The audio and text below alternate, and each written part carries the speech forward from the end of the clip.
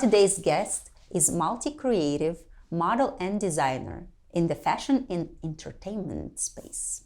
As a Senegalese, he has strategically used his cultural roots to build a foundation and a remarkable aesthetic across an array of industries. He is represented by Ford New York, Elite London, and Francina Spain. He has been featured on covers such as American Vogue, GQ, and Dior magazine, to name a few, and has his own brand, ABF. You see, he's just getting started his creative journey. Welcome to our podcast, Alioune Badara Fall. Welcome. Thank you. What an introduction. I've heard this. I always read this, but I've never heard this same way say it. It feels different. Thank you so much for having me. Such a pleasure. Is it better or well, would you change something? No, I wouldn't change anything. Would you add something?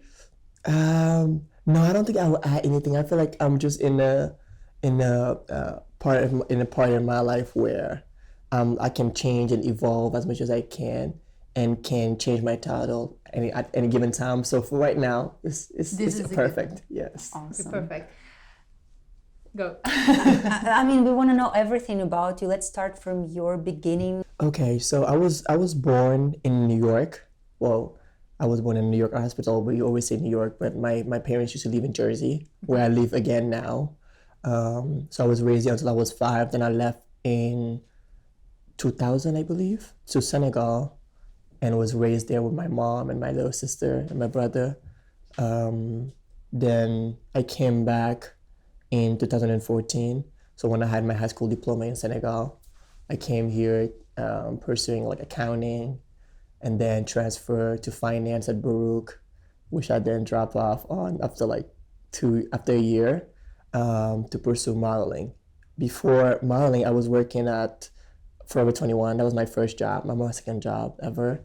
And I was a visual merchandiser, and being there, I was able to understand a little bit of the American culture because I was never part of like American culture on the. I was about to ask, how was that moving from Senegal in Africa, where it's very traditional, to New York?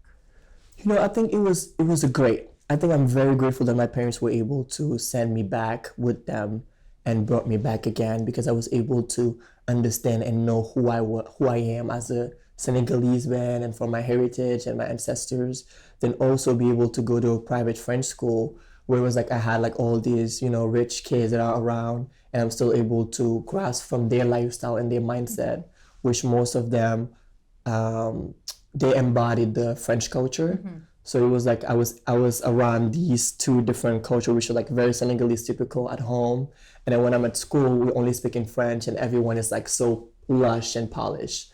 Then coming back here, it was honestly a cultural shock. I assume it was. That's why it was really like, it was like, whoa, like, hey, you black. I think that's like one of the first things I realized. And then second was I'm skinny and it's beautiful here. Because in Senegal, everybody think that I'm so skinny, and they always talk about your body. It's like, oh, you're so skinny, you should eat more, aren't you eating? And then here, it's a whole different story. But as a Senegalese, I know a lot of Senegalese girls, they're all skinny. Aren't you skinny naturally? They are, but I'm pretty sure they blew it up at home and at school to tell them, hey, you're too skinny, like you should eat some more. You're too skinny. Yeah, because I think, sadly, it's like a way of showing wealth. Kind of in a way that you're like if you have weight, so it's you're like poor, that means that you're healthy. You're skinny equals poor. Basically, that's what they. Even that you are in French school. Oh no! I mean, they're not gonna believe that I'm poor, but they're gonna think that you should eat more. Like, why aren't you eating more? So people that don't know you from outside, that's what we say. It's like the standard. It's like a standard right? Kind of for them. So when I came here, it was like, oh, it's amazing to be skinny. But how you get so skinny? Like, what is your diet? I'm like, this is who I am, I've never gotten to change my body or trying to gain weight. I always felt comfortable with the way I looked. So I just kept going. But those two things were like definitely a culture shock. And then English, for me, it was like a must to learn how to speak English fast because I had all my friends that went all around the world and I needed help with their exercise or their homework. So I was like, I need to learn this now so I can be able to help them as well, and also just flex a little bit and be like, I speak English, you don't speak English yet, you know. Yeah, so But how many languages do you speak now? now I speak French, English, and Wolof. I wish I can speak Spanish. I feel like if I was to speak Spanish, I would be good anywhere Well, I if go. you're good with French, it wouldn't. Yeah, but you know, in school I was always getting kicked out because of Spanish. But that's a different. Spanish class is always like the time to be out and chat. No one take it seriously in Senegal. Yeah, but at that age, you don't Realize you that. you have more fun things to do. I wish I went back to school and took every class seriously. Seriously, me too. I mean, Well, I I was did. married, so I did. I mean, for much. me in Senegal, it's like it's very, very hard. And I went to one of the hardest system, which was science, and it was like very, very hard. And I think that's where I learned resilience and consistency the most. So I had to like concentrate on anything, but Spanish was not the most important for me. So it was like, oh, you know, it's just. So you were creative. Yes, exactly. So actually, Spanish classes give you creativity that Literally, it's like time to go out and hang out with friends, and especially for a private school, it looks really bad on you. But at the same time, it's like, you know what, I'm just gonna go kiki, you know.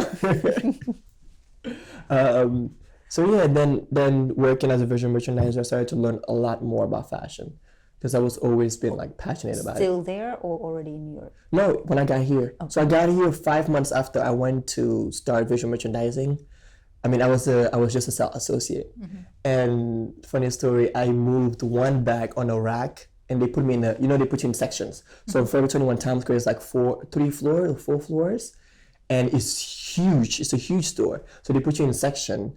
And when I was not speaking any English anyways. So when they put me there, I saw that one bag was missing. So I just put the bag away and placed it there. So it looks even. And the visual merchandiser came and said, who moved the bag? I said, it was me. And he was like, oh, we need him. And then they promoted me in 2 weeks. So within 2 weeks, within like 6-7 months, I was already a visual merchandiser with barely speaking English. But I always like grasping a lot and really focusing on it. So that's where I started to learn. And then Instagram started, and I started to look into a lot more designers' pages and trying to learn the different girls so that when I go there, because it's a very competitive field, whereas like we're competing with Urban Outfitters, you have Express on the side, you have H&M, everyone is around, and all the visual merchandisers come around and do walkthrough. So I had to like always come up with new girls. So the girls would be like, oh, it's an edgy girl. Like, what is this girl? What is her age? How does she dress? Where does she go hang out? So I had to learn those things very early, which helped me tremendously when I got into modeling, at least. And how did you decide to go to modeling? So I was learning how to sew in Jersey. There was this old man that was very popular in the 70s. And he tailored a lot of clothes. So I went there and he was so interesting and he thought I was so fashionable. And I asked him, like, can I just learn how to sew? He was like, oh yeah, you can come now and then every time we can come for an hour. So I was going there to learn how to sew. And this photographer, JD, came and found me there and was like, hey, have you ever modeled? I said, no. Like, he said, I'm a photographer. I live like next door to you. Would you be down to take some photos? And I said, I'm not sure, but I'll ask my mom. So I asked my mom, she said no at first. I waited, like, kept asking, and she kept texting. JD was very consistent. And then I asked my mom like 2 weeks after again. I was like, you know what, let me just take some photos, I'm not doing anything, I don't have to post it if it's not good. She said yes, so I went and took all my suits. For me, fashion was about wearing suits, you know? I have tailored suit, cool pieces. I had like this African hat. And we shot that on her rooftop. Then the same week, Yeezy was doing a fashion show. So she sent me the casting of it and then was like, just submit the photos. I submitted the photos and they called me. But when they called me, I thought it was a scam. They called me, it was at the Barclays Center. So I went and I saw Kanye West and they took all of us phones. So we had no phones and we saw Kanye and then we saw Kim and I was mind blown. I was like, this is legit. Like, I'm gonna do this. I'm like, but what if something happened or tomorrow they cancel me or something? But it was such a community kind of vibe because there was a lot of people of color, there was a lot of black people in there. Kim came and said hi to us. Kanye came and dancing with us. So it was like, oh, this is real.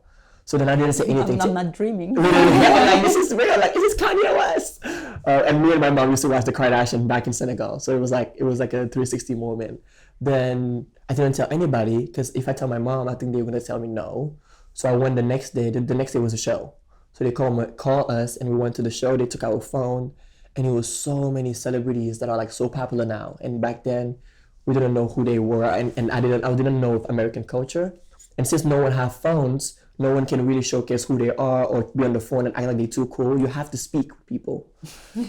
Imagine like you're in the whole stadium, no one got phones. Everyone just had to have conversation. So then we having conversations. How hard it was? No, it was good. By then it was like maybe 8 months, 9 months. No, actually I was 2 years in, I think. I was 2 years in because I came 2014. That happened 2016, I believe, or 17. September 17, I think, or February. So I was like, you know what, like, I was good by now. I was already speaking English. So we're just chatting with everybody. But then the makeup artists and the nail people were like, so who you sign with? I'm like, sign? Like, what is that? I've never heard that before. I'm like, what is being signed? And they're like, oh, like you should get a modeling agency. I think you'll do great. You have the body for it. You're so skinny for it. I mean, you know, the skinny part comes out all the time. Then I was like, oh, maybe this is a thing. So after I did it, it was great. I looked for everywhere for photos. Then I posted it, and all my friends thought it was the coolest. I was like, okay, you know what? Maybe I need to now pursue this.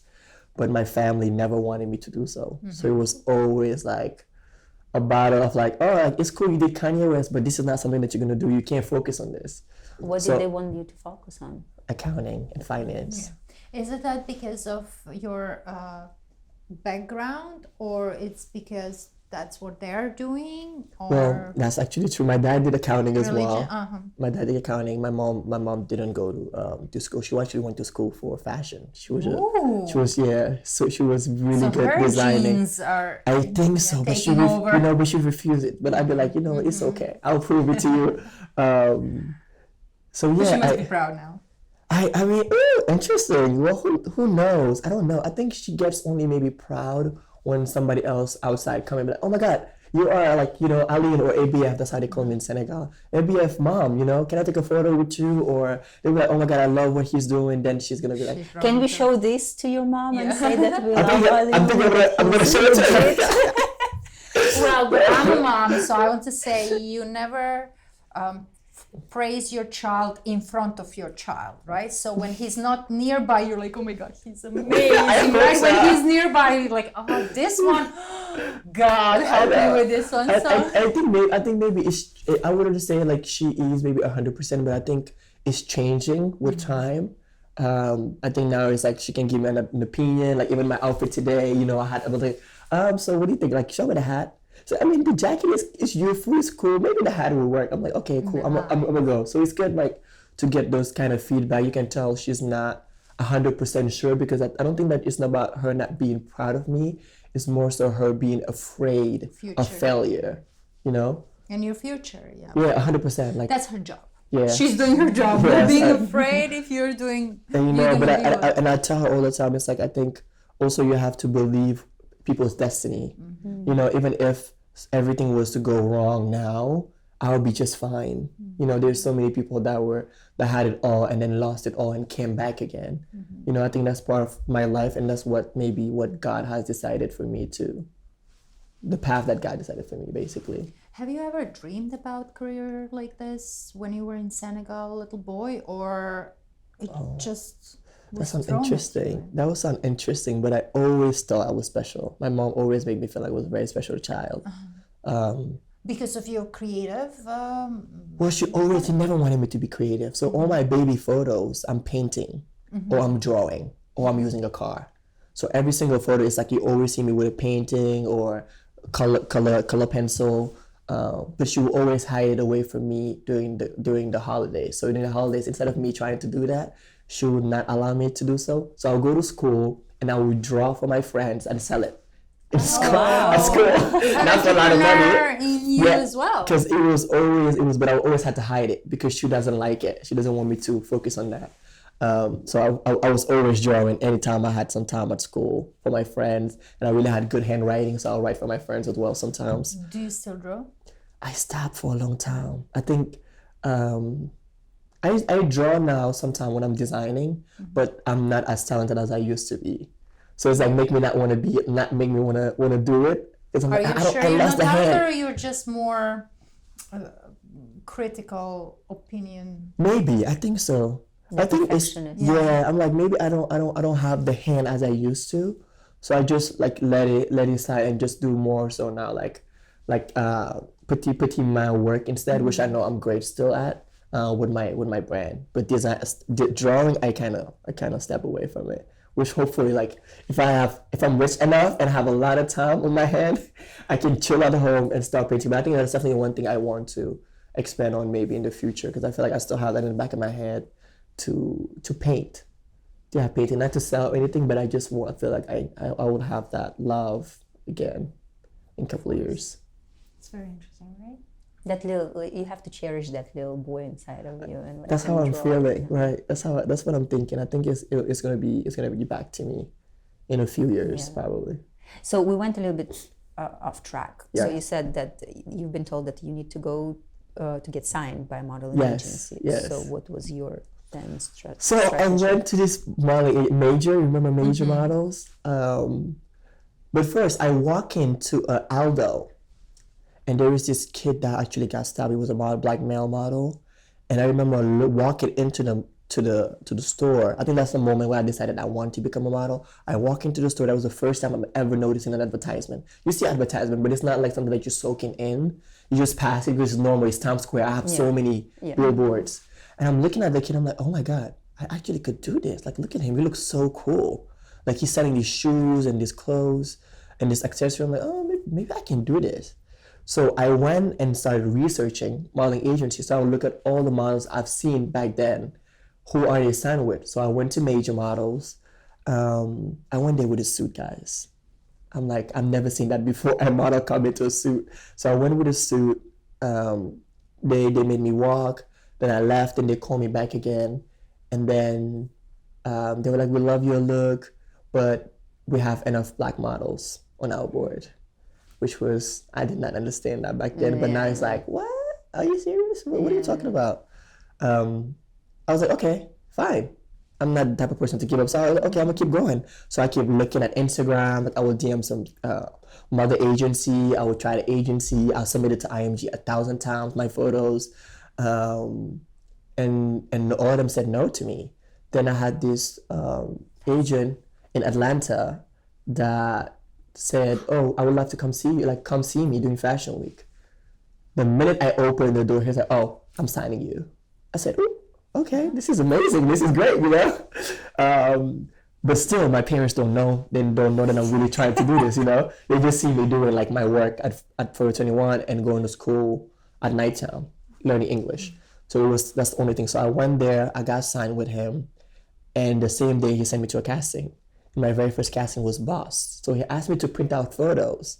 The photos I printed was so embarrassing. It was embarrassing. It was so small like this. That's what I printed at CVS. And I took it to the casting. And funny enough, they took me. And I was They remembered. I'm very sure they did. I think that's such a good. And funny, it's so crazy because everyone that was on that line are so big now. It was like Kid Butler was there. They had Lucas was there. It was like all the big boys that I had. I mean, I didn't know that they were big models, but it was just me in the line with them. And they're like, "Oh, this is your first casting." I'm like, "Yeah." They're like, "Oh, really? That's major. This is your first casting." You know. So I was like, "Oh, maybe I'm doing something right." So I did a fitting. They tried to close on me, and I didn't end up getting the show. But I was so sad. I was so devastated. I was just like, I wish. I'm like, why didn't I get it? You know? You didn't get it? No, I didn't get it. I didn't get it. And then the mother agent went back, and I stayed in New York. But I was still looking for like how to pose, what are the models doing, and the mother agent flew me to Atlanta to do some test shoot. It was my first test shoots. Then I came back here.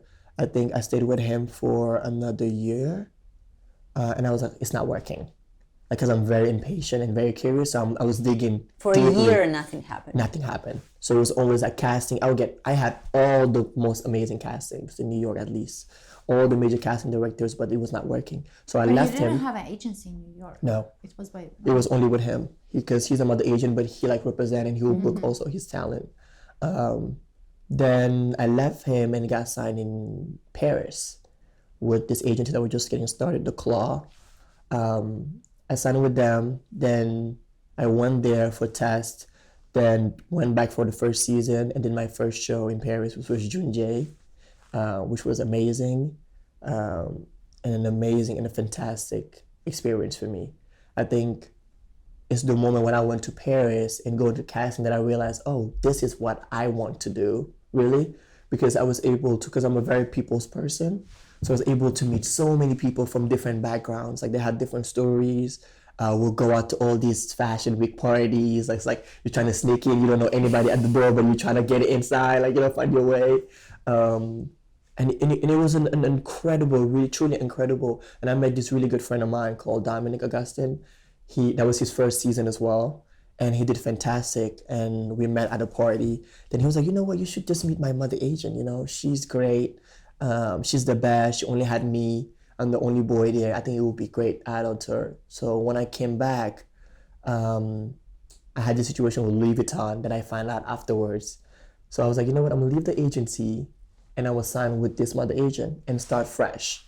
So I deleted all my photos on Instagram, start fresh with her. And I went to all the agency in New York and everyone said no, but IMG.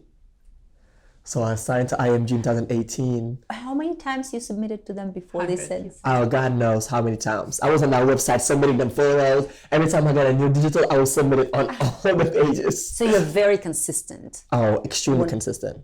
Never, I never stop. I never stop until So I get what I you're want. not taking no for an answer. No. It will hurt sometimes, but I'm not taking no for an answer. Never. Yeah, we had the question Before. that usually we ask at the end, like, how do you deal with rejections? So maybe we can ask it now. It's quite interesting. I don't think I deal with it. I think I just be like I soak it in. I'm like, okay, they said no, fine. Who else is gonna say yes? Because as a model, you get a lot of no's during the day and the castings even directly.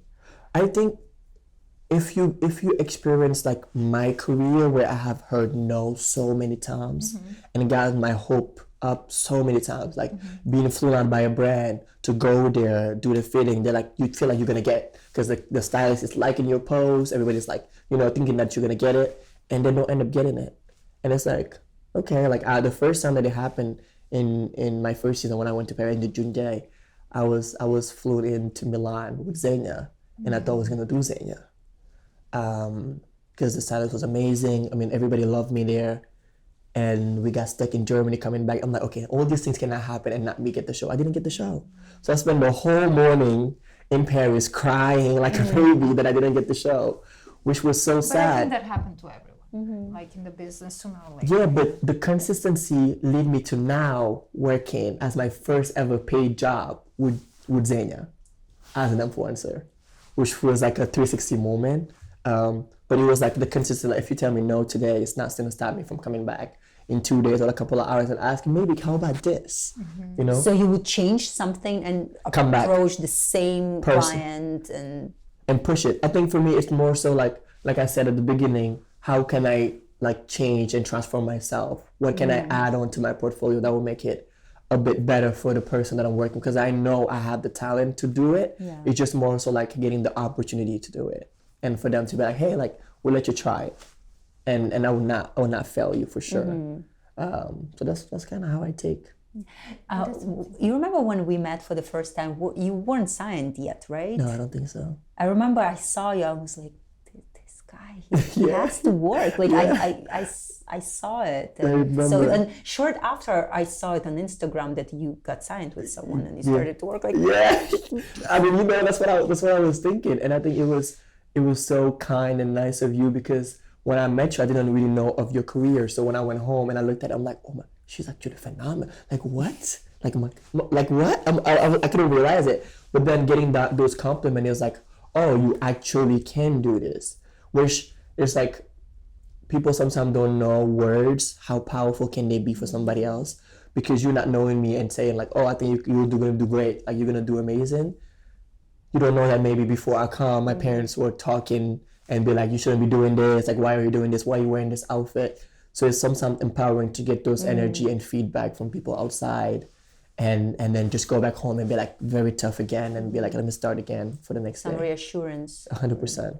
Which Yeah, is and it builds up for the confidence, and you know, it's a sign on the road that what you want and your dreams are, maybe you're a step closer. 100%. And sometimes just seeing the person to be in front of you and talking to you, and you see like how eloquent they might be or how intelligent they sound outside of just the look, it makes you even more want to be like, okay, you know, I can be that, because oftentimes people look down on models overall, or just working in fashion. They think that you're not smart enough, or you don't have anything better to do. You're just going based on your looks. It's like, no. Yeah, but it's not as much as before now with the Instagram and like a lot of successful models in a business in general. You know, now we still get some chance and some credit, not being just pretty. Model, yes. You know, but back then, my time, it was model That's equals it. stupid. That's it. Wow.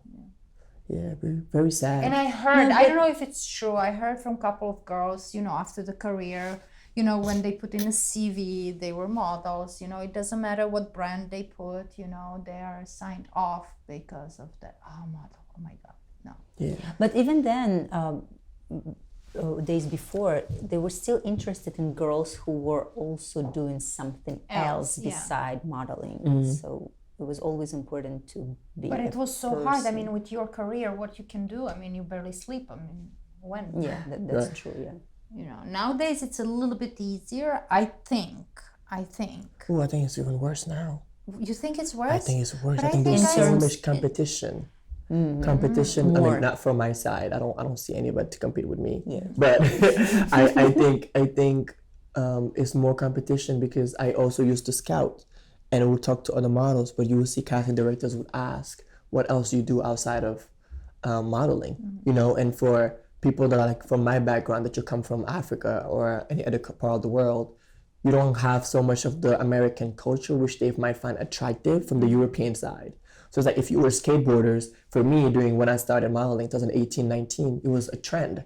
You need to be a skateboarder to like look cool. Like, they look a little dirty, the jeans are washed off, they wearing Vans and Converses. It was the it boy look. But for me, it was like, I come from Africa. I like to look polished and clean all the time.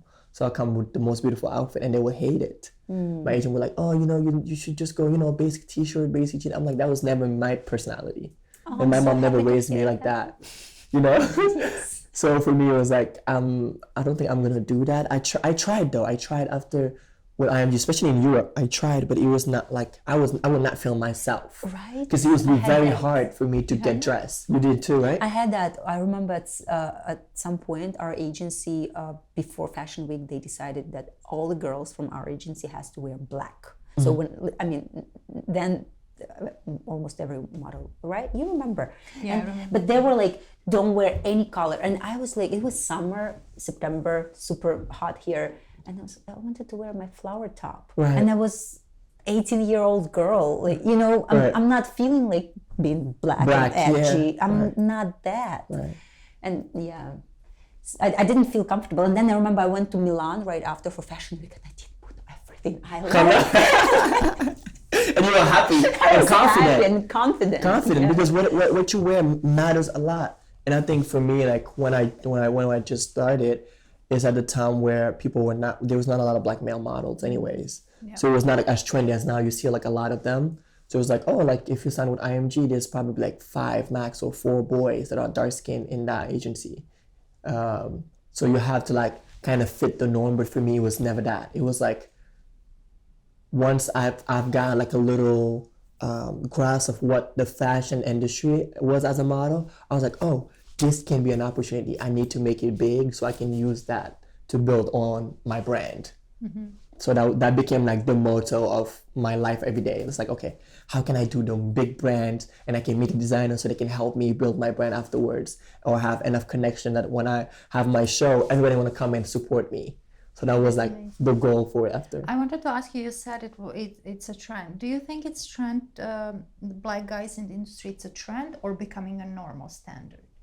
I think it's becoming a standard now. I hope so. I mean, because you said a trend, and for me it sounded like it's gonna go away. I think it. No, I think now. I mean, there's so many, and they're so beautiful. Honestly, so the black boys coming from Africa, coming from anywhere around the world, I think they look amazing. Like these boys are coming in now, like hot. Like they can walk. Do you think they have to work a little bit more just because they're coming from Africa?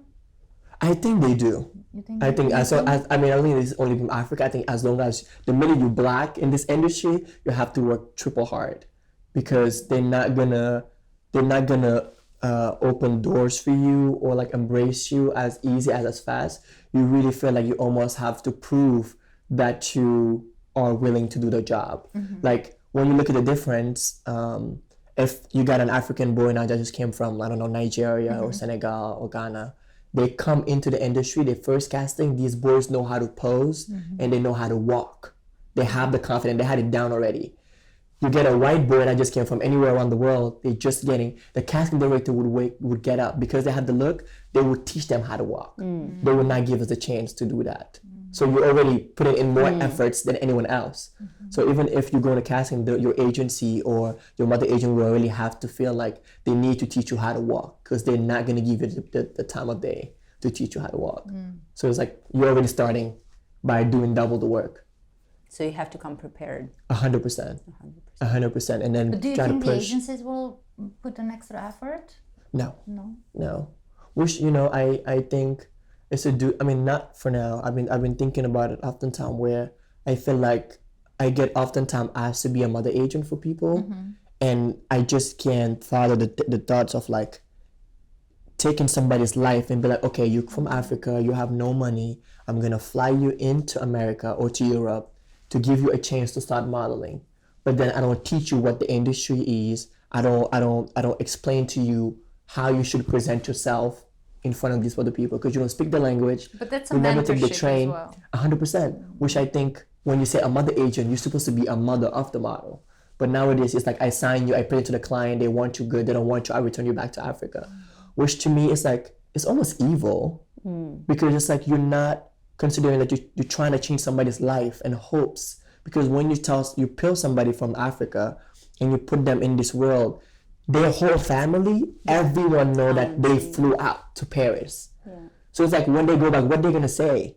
What if they become depressed after that? Because they're 18, 17, they don't really know or have this strong self-esteem. It's like, if I make it good, if I don't make it, I'll still be fine. But your family pressure, which I think is like the downfall of a lot of kids, the pressure of you and your family, I think can be very damaging at that age.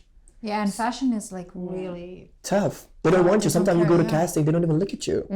They're literally on their, like, and it happens to me even still. I'll go to casting and I'll walk, and then the guy is like on their phone. Thank you. But don't you think, like, in fashion, like, for a model, when you go to casting, it's hard. Like, you don't know how you can prove that you're the one to get this job. Like, you cannot. They don't even sometimes give you an opportunity to talk to them. So how do you compete in such situation? It's just the looks, but I think it's, and sometimes I think it's luck. Do you think it's luck? 100% I think it's luck, because I always thought about it like this way. So imagine today I'm a casting director, I'm in a relationship, me and my partner, we are not so good today. I show up to casting and I'm casting young kids that just flew in for this specific casting, especially if you're a big casting director. So I'm not in my best behavior. Then you're coming in at the wrong time. You came in early in the morning when I just came. I did not sleep all night because I was fighting with my partner. So now you walk in. I'm a human being, and your look is based on how I feel, not on facts. There is no fact that's how you look like this, then you can do a show. There's no fact. It's based on how I feel. So if I'm not feeling that great, that whole morning, everyone that came in, you're not gonna be part of it. Nothing. But No. then the kid that had a casting in the morning from somebody else and come at 3 p.m. might find me after lunch, and I'm happy now. I'm like, okay, now I can, tell me who you are. Yeah. And I always thought about it in that way. I was like, like if you meant to get something, you're gonna get it no matter what happened. And it's not because the casting director was there and they were fine or they were mad. It's just because you were not meant to get it on the first But I place. realize, lately I start following people more, and a lot of them are like posting all this like be good, do good, hope, like all this Inspiring. like new age philosophy, and and I know them from the time when they were like so nasty and evil. And even now when I see some of them best friends with the girls, they were saying bad things too when she came to casting and she was not so and so with that blue check on Instagram back then. I find it like really ironic, but also so fake. Yeah. That I don't know. I still have this belief that people do change, and with time, you might. What you said 10 years ago, you might not feel the same way. Yeah, they years do after. have, but And also age. Yeah. Back then, how old were Yeah. they were? Like they were probably 18, 19. But do you think that someone who is like, let's say 30, and who says to a girl who is 16, like, oh my God, you have a porn star lips, right? Yeah. And then 10 years later, that person will be, oh my darling, you're gorgeous, you're amazing. Do you think it's change? Or... That's interesting. Because I was a witness to exactly that. The same story, I described something that I witnessed. Now they're best friends. Like now they're like inseparable. I don't know. I think it's. Do you think they can change? It's a bit hard. I think so. I think people can Because change when you're with 30, time. well, yeah, when you're 16, but when you're 30, Oh, that is true too. you're 30. You see girls all day. That's your job. You know what? I'm not gonna condemn that. I'm not gonna say maybe she has changed, because Oprah always says if somebody shows you who they are the first time, believe them. And she's a 30-year-old woman, so she should know better. Yeah, so probably. That's my point of view. Because I understand where you're coming from for sure. when you're 16 and you say something to 16 years old girl, you're 16. Right. But if you are 30, 40, 50, and you treat younger, it's the fact that all the girls studying modeling, they're really young and fragile, right? And you have that power, and you're using that power to put someone down based on look. I mean, she didn't choose her lips, right? She was 100%. born with it. Yeah. You should know that she cannot change those lips. Yeah. By the way, now it's a fashion to have those kind of lips, Right. Yeah.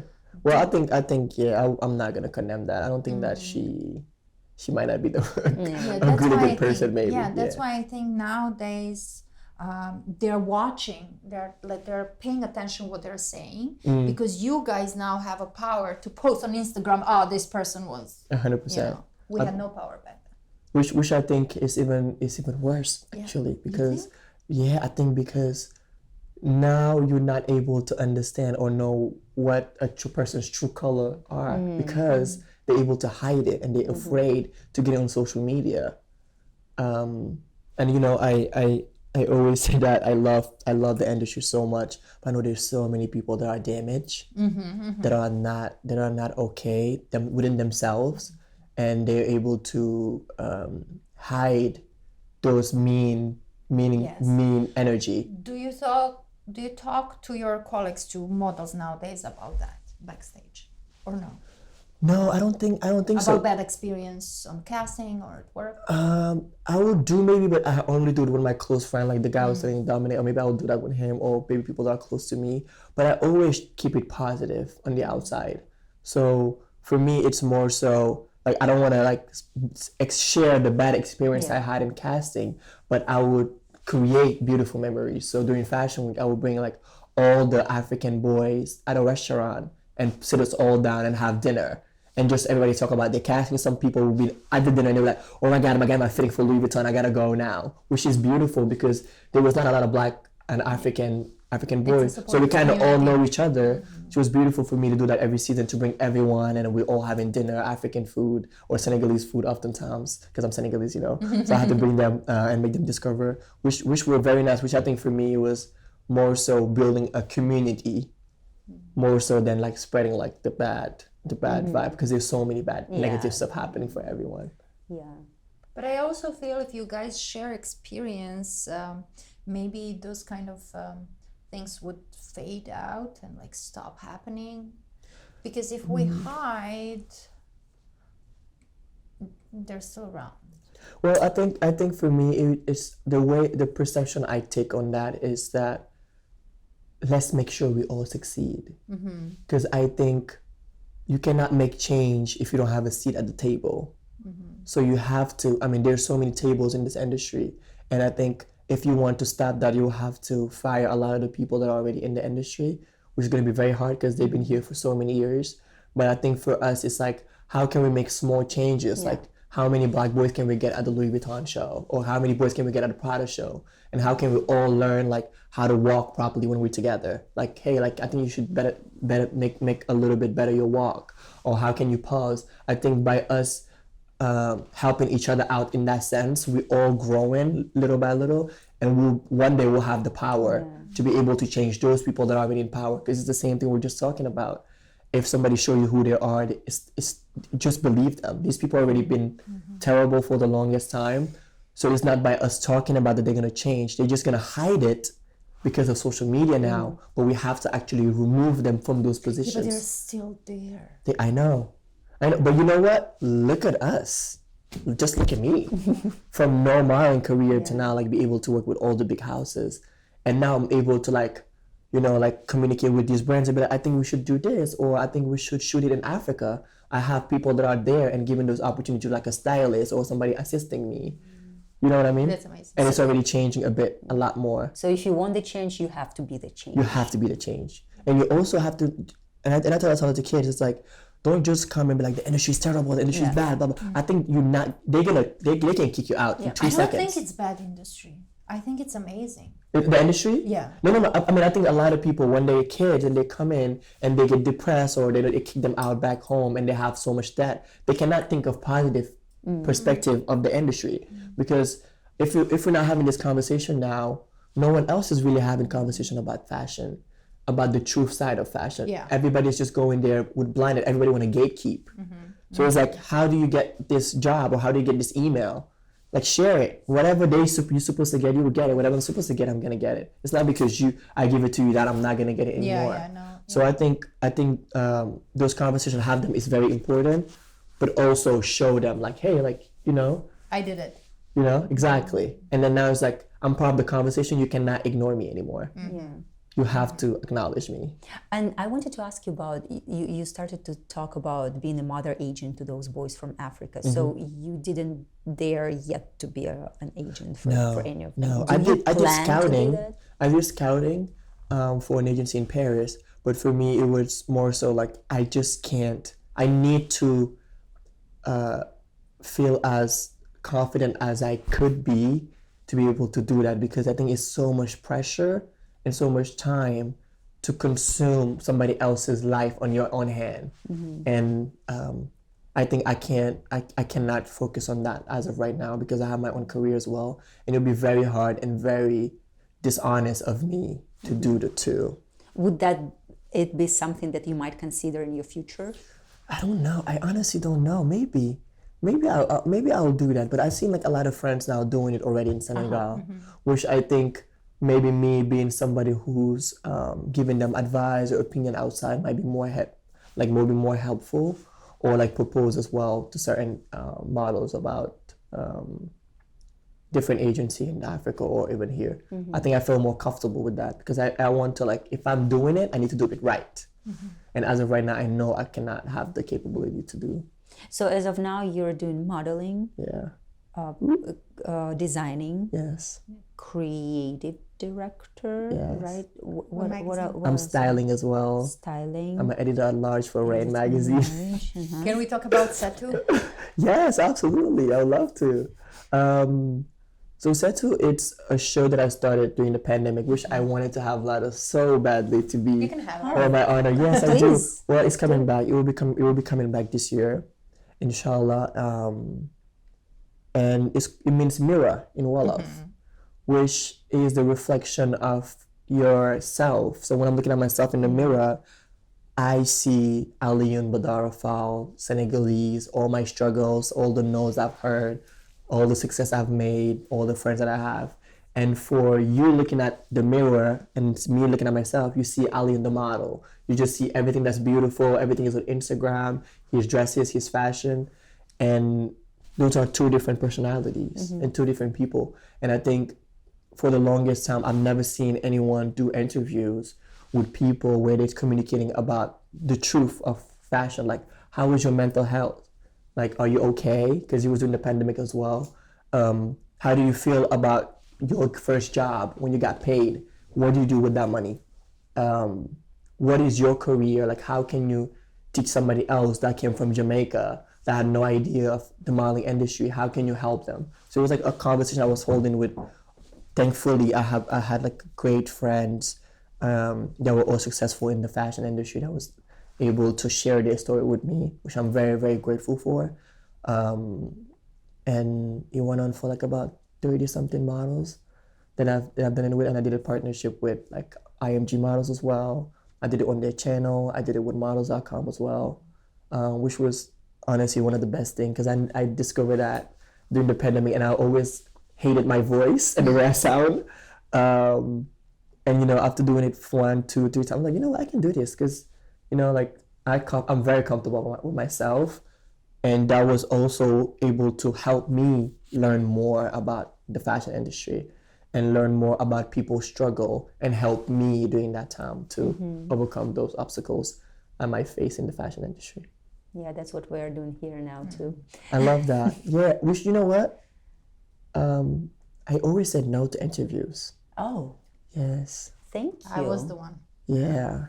You know? I mean, I have so much, and I wanted you on my show as well. So, you know what? Now I regret it. So You regret it? yeah, because I said no to 300 interviews in my career. Yeah.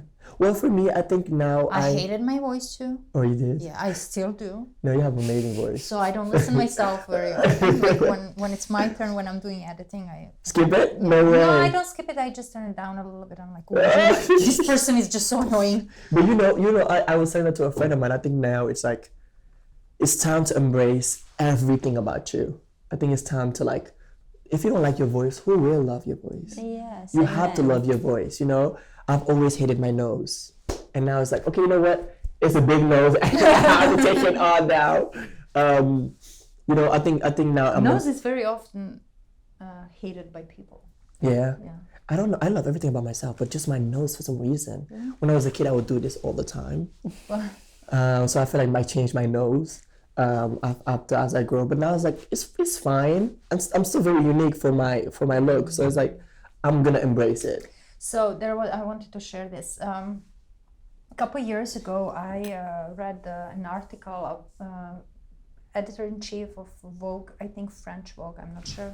I'm an old lady, I forget things. She was pointing out, that was a couple of years ago when it was very trendy that girl have a tiny nose, perfectly done. And she pointed out that 90% of Vogue covers in the 90s especially are girls with not normal nose. That nose is a little bit off in some way.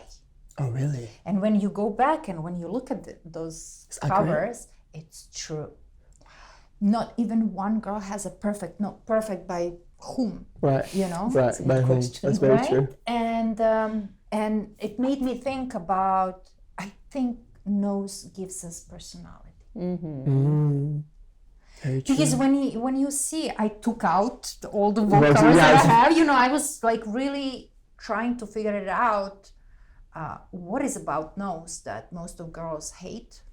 I heard recently from boys too. And most of Vogue covers are girls with not perfect nose. Wow. That's super interesting. So think about it. So like imagine if you had a different shape of your nose. It would be completely different personality, I think. 100%, and different energy even still. And you sometimes see some people that have amazing, I'm like, oh my God, amazing nose, you know, like it's just perfectly done, like amazing. But I think it's part of also being just a human. Exactly. You always want what you don't have. Yeah, I want You curly hair. always. I'm glad you do. Yeah. No way. I dreamed, my mom has a curly hair, wow. I don't. And I always wanted, and she always hated. You know, I don't want to put that those energy. curls, like... Tiny, short. Yeah, fluffy in the air, like, you know. You just wake up and it's mess. You know, for me, after, like, that's not the type of person I am. I don't want to put any negative energy out there. Always about positive, like loving yourself. But there was a time where I was seeing so many notes as a model, and I wanted to be skinny, shorter so bad. Because when I started, Gucci started, like, popular. And it will only cast boys that are 6'1.5". Top 6'2" max, and I was 6'3", closest almost 6'4". But I was always telling people I'm 6'3", and people were like, make me feel like I needed to get shorter. How do you get shorter? I don't know, but I'm like, oh my God, why am I so tall? Really? I'm like, if I was shorter, I know I would get the job, because they would tell me that as well. Like, But I would get because of one castings. job, you wanted to be shorter? No, not one job. So many jobs. There's so many runway shows where I was like, they would tell me that, like, we love your look, but you're just too tall for the clothes. We spoke to And I'd be like, Paolo about Yes. Yeah. And my heart would be like, ah. I'm like, oh my God. that. I why? hate my ears. I used to tape my ears. I think I have No way, couple really? ears. Yes, I used to tape it. And like if I have like hair like this, I Yeah. used to tape it and put a bobby pin like this. Oh, I remember they used to do it at the photo shoots. There was some girls who had a little bit like I this, was doing that to and myself. they did tape it. Wow, that is I felt so insane. bad for those girls. Like, I'm like, it's just No, I was doing that to myself. Well, I guess me, when I came into the industry, it was a cool thing to have ears out. So I loved my ears. I was like, oh, my ears are good. It's like when I have your chin down and the ears are popping out, it's amazing. It's a look. Oh, I hated it. I Yeah? hated it. Wow. Especially because I know I made it that way. Because I used to have a lot of hair before modeling. I had like, a lot of hair. And I used to do this all the time. And then, my ears start. That's me at my nose. I was doing this all the time. That's interesting. Yeah. I've heard that some from Beyonce as well. She said she hates her nose, her ears as well. So I always think about that. my nose. No, I don't know. I never. I mean, it's perfect. I wanted to cut my legs when I was little. Really? I was watching a TV and there was some girl, she was told, they were talking about heights, and she was sitting there saying that she did the surgery to shorten herself because she felt like she's too tall. And I was like, I wish, apparently. And I was like, I wish I had money to do that, but thank God my family didn't have money for that. And it never happened. Yes. Yeah. Then I walked the runways and I'm like, oh, what And is Thank then- God, right? Well, you walk the runway thing to those. Exactly. Right. Now you're Yeah. on Never TikTok know. because of those. That's right. And then when she asked me, "Oh, should I wear pants or skirt?" Skirt? Let's see the legs. Yeah, I want your legs there. I love that. Imagine. It's beautiful that I think you guys had a great time.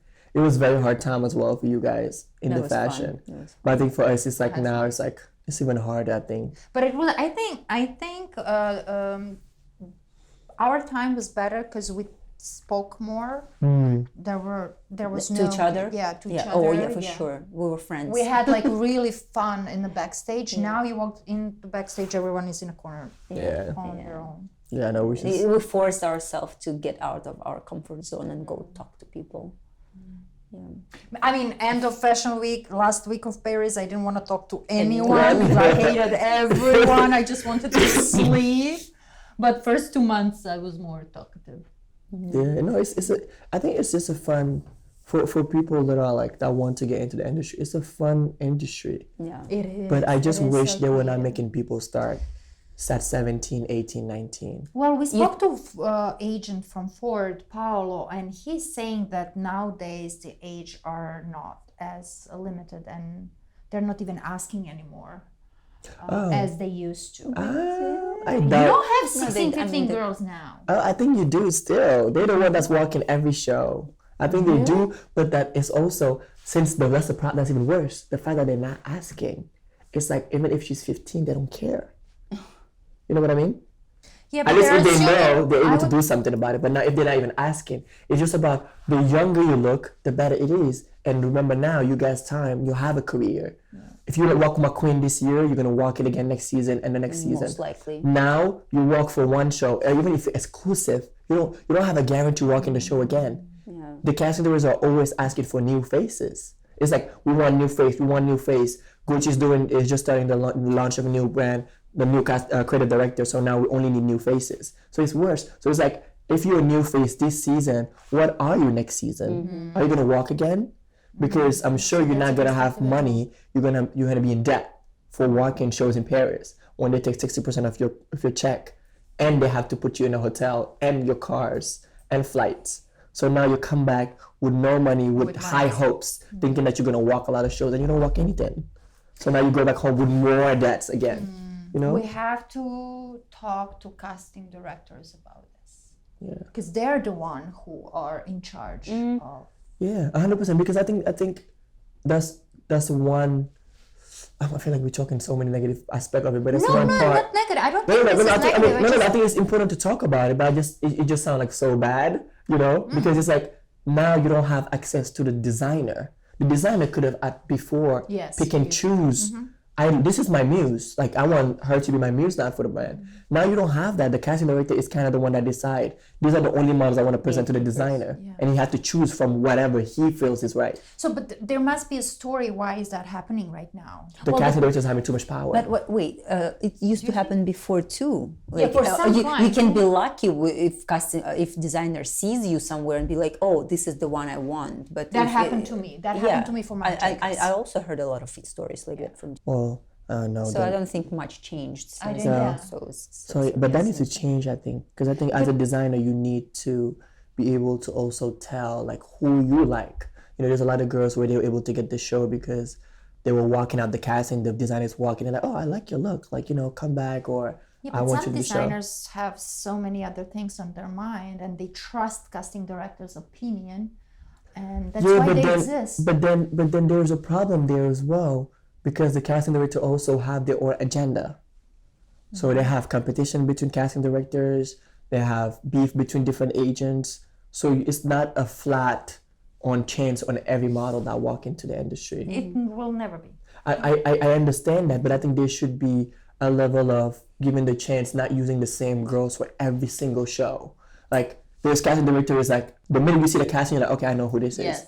You know? Yes. Which I think it's like it's a good thing, but at the same time it's like a bad thing because now it's like the same girls are walking every show, and then you'll get 2, 3, 4, 5 new faces that are joining in, and then if they don't make it back, they never get booked again. Or if they work for the next casting director, it's a beef now, so now you can't walk for me anymore.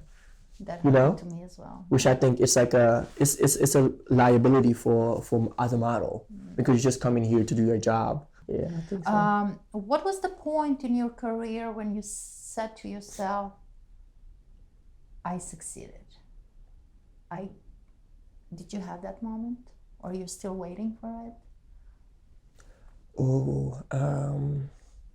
I think there was a specific moment. I don't think it's about like I succeeded. I think it was a moment of like, oh, things are changing. I think I would say there's a few moments, but I think one of them that I remember right now, it's Prada show, attending the Prada show. To me, in a million years, I always said I'm gonna be at this show, sitting front row, watching the show, blah blah blah. And the first time that it happened 2 years ago, when I walked in and see my name on the bench and it says Prada and it says my name in the seat, word cannot express how I felt inside of me. Like I was so content. I was so like I couldn't even be. I'm like, am I really at a Prada show? Like I'm really recording, but I'm so happy and with so much joy. And I was not even the happiest about my look because they really like, and that's how you know when things are meant for you. I met the head of it through my ex-partner, and I texted him like, hey, I'm in Milan. I was not even planning on being at the Prada show. I was like, I'm in Milan. Would love to have coffee. And he was like, oh yeah, would you like to come to the show? And I'm looking at my phone. I'm like, come to the show? I'm like, of course I want to come to the show. So they sent me a link. What a question. I know, it was unbelievable. Just seeing my name there was so fulfilling. I think I was very, very content. And then another moment, I don't know, maybe it's just so there's a few moments. It's like I think working with Naomi Campbell as well was really amazing.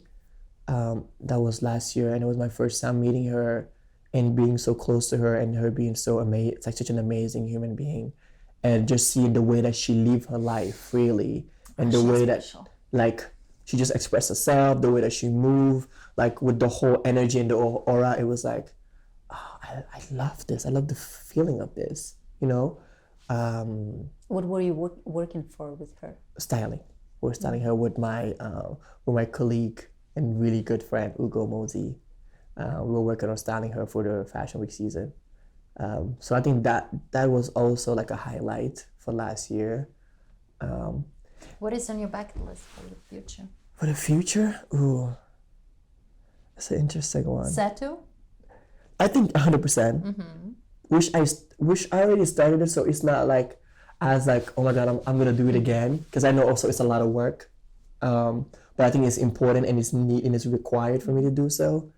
I don't know, honestly. I don't know where my career is going to take me, but I do know I want to be able to have such a strong voice within the fashion industry that I can be able to change all the stuff that we think was not appropriate within the industry, and be able to have, even if it's a slight change in that world. I think it will fulfill me, and also like help a lot of kids in Senegal. I think that's like one of my life goal. Yeah, that was my next question. Where do you see yourself in 10, 15 years from now?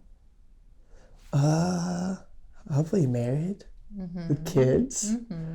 Hopefully by then I will have my brand, and it will be established, and I will have it selling all around the world. And also I hope by then I will have my shelter in Senegal and trying to open more in other countries in Africa. Yeah, I think so. And still have my parents and my family alive and healthy. And so you're doing all of this different, you're wearing, figuratively speaking, all these different hats. Yes. Which is your favorite one? Oh, that's a tough one. That's a tough question. That's a tough question. Oh, I like to be in front of the camera. I do like it because I'm able to portray this image of an African boy in the fashion industry, because I didn't see it for the longest time ever, and I think I definitely want to be an inspiration for the kids that are in Senegal or in Africa. But you are already an inspiration, I think. I am, but I still want to. I feel like there's still a lot of work for me to do, and more people to touch as well.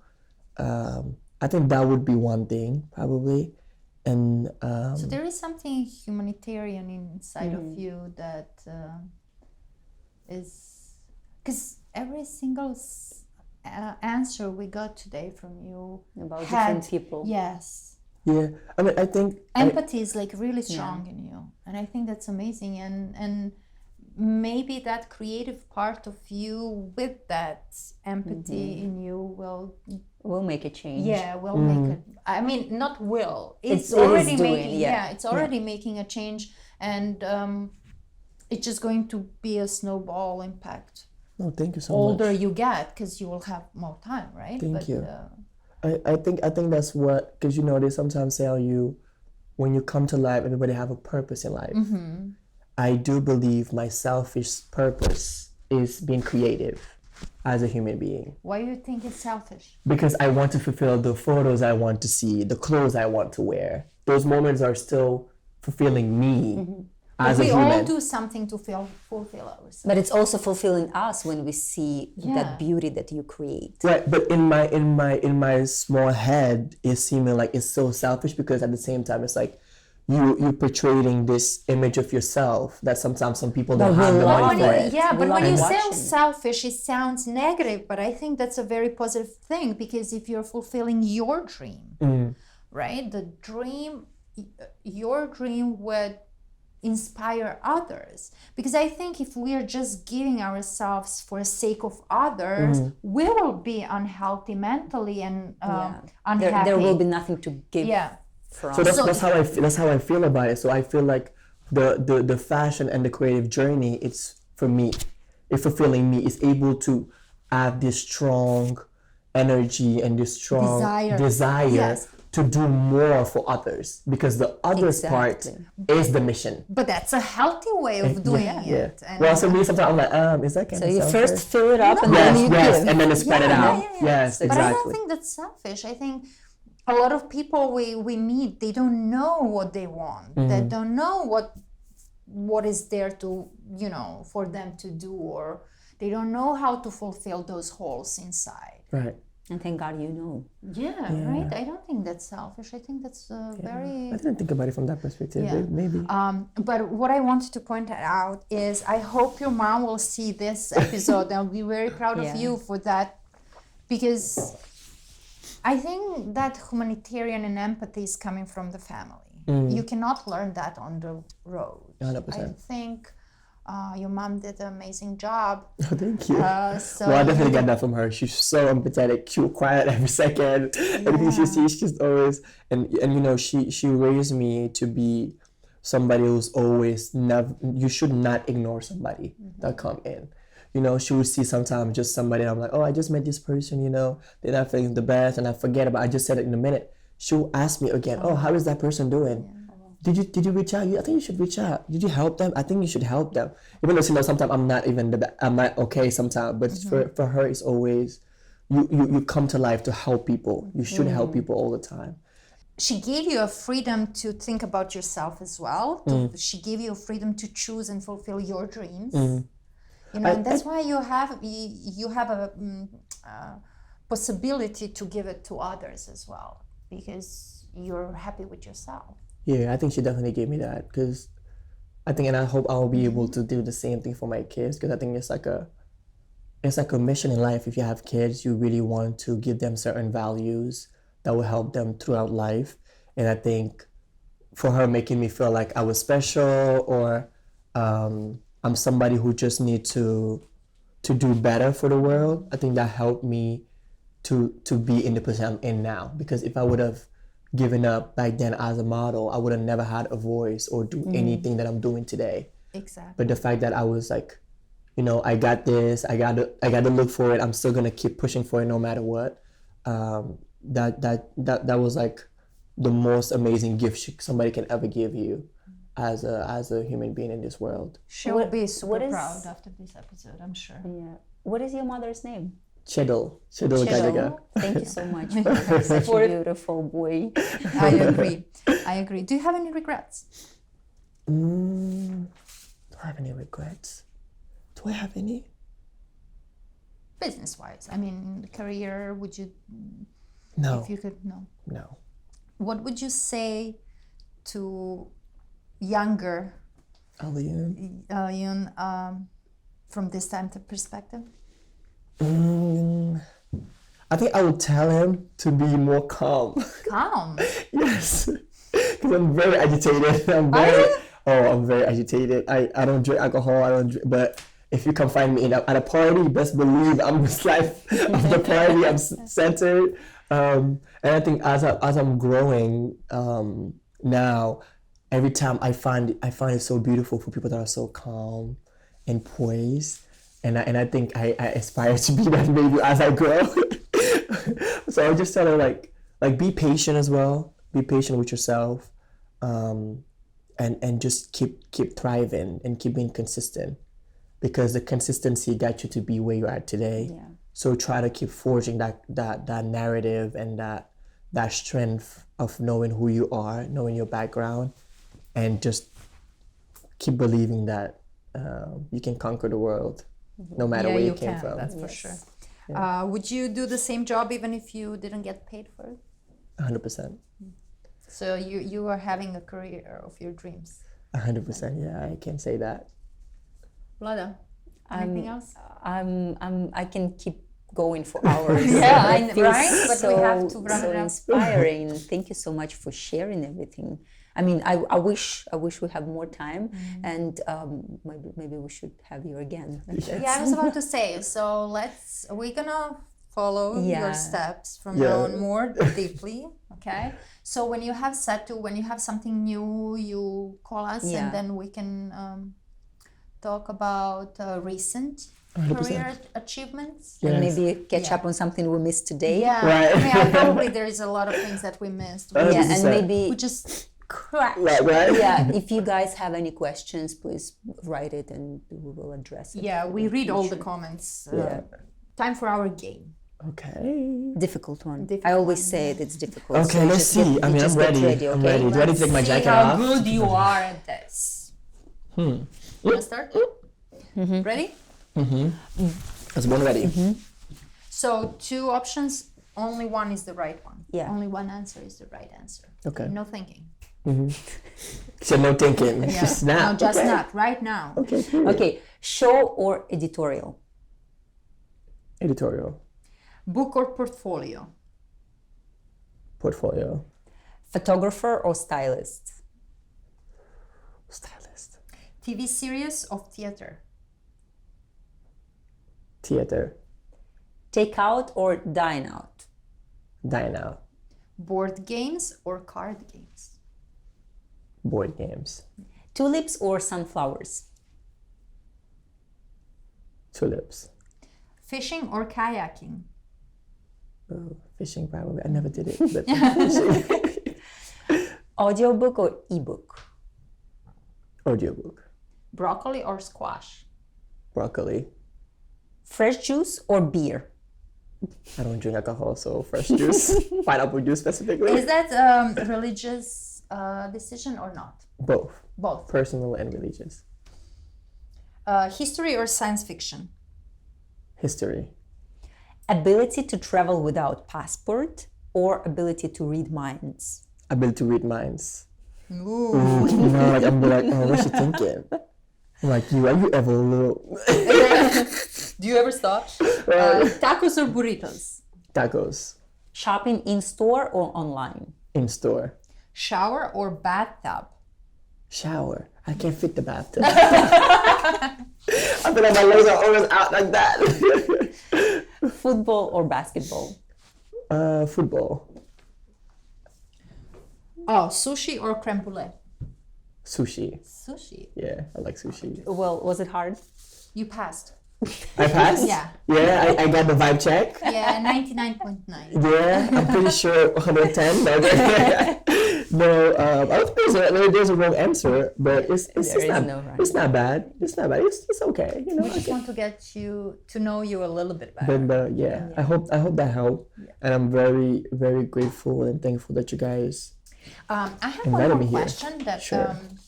I forgot to ask you, but I think with that answer we can close this down. So, what would be your 3 must-do or 3 advices in general to someone who is dreaming about a career like yours, or who wants to start the career, the path? It doesn't matter, girl, boy, or. I think knowing yourself is number one. I would say knowing yourself, because you need to know who you are to be able to know where you're gonna go. And I think we're working in an industry where you can get lost quickly, where there is influence, bad influence, try out new things just because you're so young. You have to know yourself and come with already your boundaries. And know like this, I can do this, that I cannot do, and stick by it. My second one would be consistency. Consistency got me to be here because I always show up, no matter invited or not. I've been to so many events where I was not invited, but me showing up every time, they felt that, okay, we might as well just start inviting him and dress him, or maybe work with him now. So consistency is I think it's one of the most important part. No matter what you want to do, just be consistent with it. No matter how many no's you heard, no matter how many interruptions you're getting, just being consistent, show up every day. And then the third one would be faith. I think we live in a time where people don't believe in God, or they don't believe in anything, you know? and they just going based on their feelings.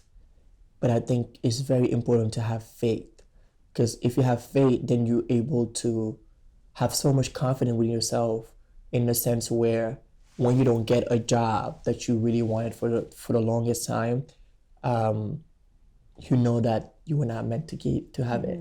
Because I always say, like, I believe whatever is written on your forehead, that's what you're gonna get. No one can stop you from getting this amount of money or this amount of success or this amount of job, because it's already written prior to you coming to life.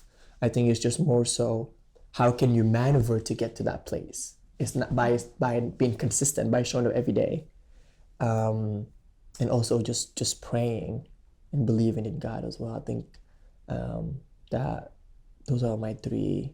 Amen. That will help you. I agree. So I think I have another question. I'm so Yes, sorry, we're it's not okay. ending yet. Tell us about your project, which is coming out soon. We heard something and we want to know. You know, it's so interesting. we almost Yeah. Forgot, right? Yes. I know. the most Well, exciting. you know, But it's a good thing that we kept it for the end. yes. Well, thank you first of all, because I haven't shared that with anyone. No one yet knows yet. And we're just talking about like how to have the imposter syndrome that happened sometime, and I didn't get to celebrate it or even tell anyone yet. I want to tell my mom so bad, but I just need to wait until it's like confirm. In my head, that's what I'm thinking, but I know it's confirmed. I just got this brand contract to be an ambassador for. It's not a high-end brand, but it's a brand that's like known by everyone. I don't know if I should say it yet. Say, we won't we show were- it before it's- you yeah. It's before you give us- H&M. H&M? And then it said H&M Ambassador. Huge. I know. It's big. Let's celebrate it. Cheers! Yes, congratulations. Thank you. Wow. I think I'm very excited, because why I'm excited is because of the consistency I was talking about. Me working in Times Square and seeing that store all the time, going to the H&M store all the time. It's like, oh, okay, like things are changing little by little. You see the growth here, and the conversation we are having with the team is so great and so amazing that it's not only about me posting about the brand, but I'll have a voice on how they're launching, and I can create and direct some of the campaigns myself, which I think is really where I'm inspired to do more, and to be able to help out the people outside by doing, like we said, playing my part. Which I was like, hey, like I think should get more Black talent to come to the event. You should pay more Black talent, and I think the team were like so on board with being creative and being fully myself, which I think I appreciate a lot, and I'm very thankful for the H&M team. But I'm very, very looking forward to that. I think it's a great That's so time. exciting. Likewise, Yeah. yeah, So we're- happy for you. Thank you so Right? much. It's amazing. Thank you. How do Thank you feel guys. now that you shared it? It's real. It's real. Yeah, it's real.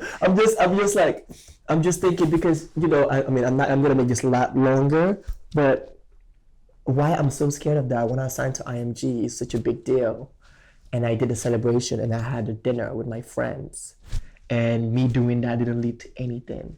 So I got signed to IMG for 2 years and did not do any job.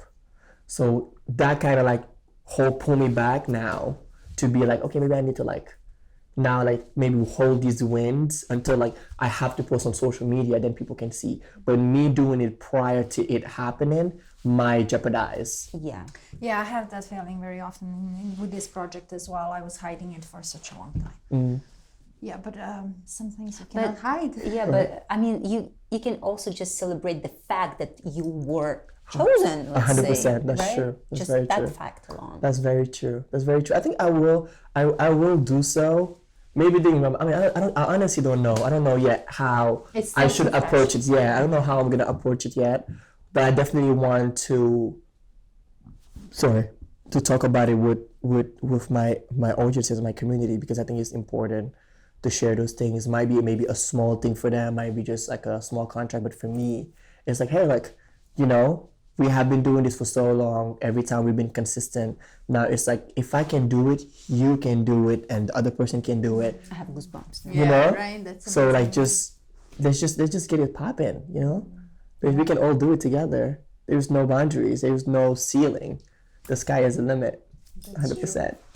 So thank you one more time. Thank you so much for sharing the course. story. Thank We're gonna you. have you here one more time. 100%. I would love to. After this, some things will change, and we will want to. There's hear- going to be more stories for you guys. Definitely. I'm looking forward to also hear you guys' story and journey and how this show is going to flourish and be very successful. I'm pretty sure because it's very interesting. Your words to the God Yeah, ears. because of people like you. 100%. I mean, you know It's what? half us, but Yes, it's half. we'll manifest it together, we will. which I think is key. Definitely will. Anna is reminding us to ask you to follow, share, and comment. Please. Please. Don't We need forget. that. Yeah, don't forget. Please follow, please share, and support us. like, and comment, and ask questions. Yes, because we do read the comments, and it means a lot to us and to our guests too. And the support to each other is important. Thank you so you. much.